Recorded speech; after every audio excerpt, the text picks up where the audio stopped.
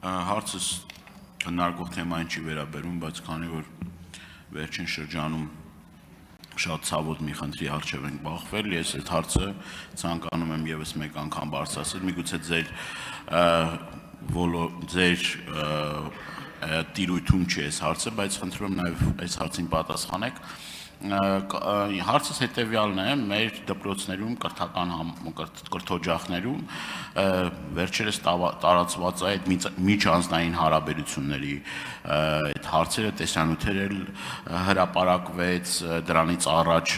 ուրեմն թմրանյութերի շրջանառության հետ կապված խնդիրներ կար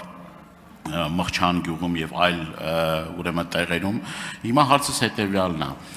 Ժամանակին կային ուրեմն անչափահասների գծով տեսուչներ։ Հիմա խնդիրը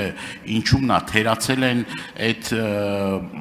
մարդիկ, որոնք որ պատասխանատու են այդ գործի պատասխանատու։ Դուք հետևություններ արել եք,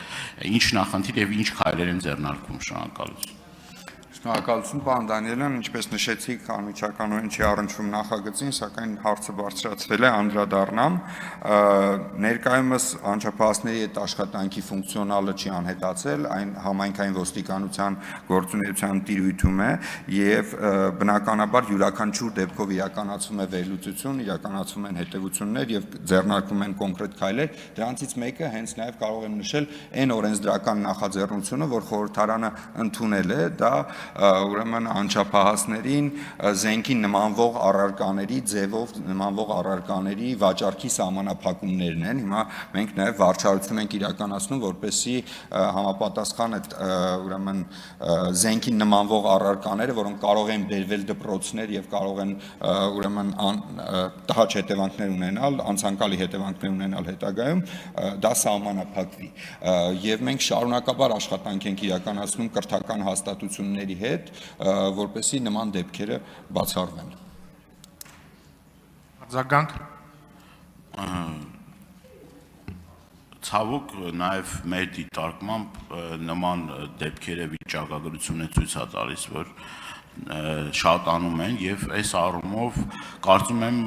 նաև օրենսդրական այլ փոփոխություններ են պետք եւ ձեր գերատեսչությունն էլ պետք է համապատասխան հետևություններ անի։ Այս սարսափելի իրավիճակը որ կա, վերահսկելի դարձնելու եւ ի վերջո մենք մատաղ սերնդի հետ գործ ունենք, որը որ մենք նաև տեսնում ենք, մեզ բազմաթիվ ահազանգներ են գալիս, ճիշտ է մենք նման հարցերում նաև իրավապահ համակարգին էլ ենք դիմում, բայց ամեն դեպքում այս հարցում շատ հսկայական անելիքներ կան եւ եղած գործիքակազմը բավարար չէ, պայքարի ձևերը կարծում եմ, որ պետք է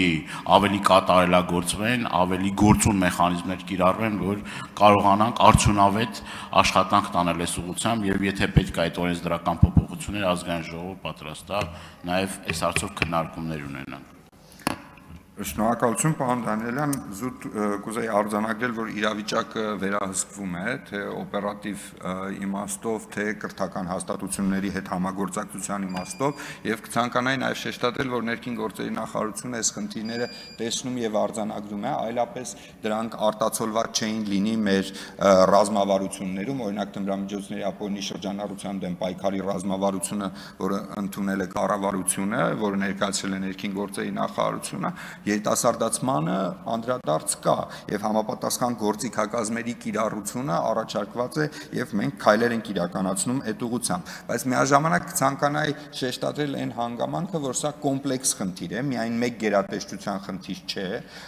կրթական հաստատությունների հետ կապված խնդիր է, առողջապահական հաստատությունների, միանշանակ համաձայն եմ, որ խորհրդարանի հետ աշխատանքի անհրաժեշտություն եւս կա, նշեցի զուտ մեկ օրինագիծ, որը ընդունել ենք, որը իր դրական էֆեկտները ունենում է, պատրաստ ենք համագործակցել, եթե այլ գաղափարներ էլ կան, քննարկենք եւ ուրեմն համատեղ նախաձեռնություններով հանդես գանք, շնորհակալություն։